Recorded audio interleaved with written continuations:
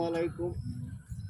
আজকে বড় একটা কষ্টের কথা বলবো, যেটা আমার জীবনে অনেক ঘটছে।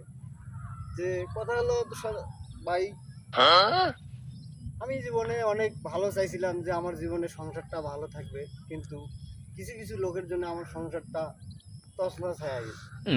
যে বিশ্বাস করে একজনের সাথে, যাই হোক, ভালো একটা সম্পর্ক করছিলাম, সে আমার সাথে এমন বেইমানি করলো, তাকে সহ্য করার মতো না।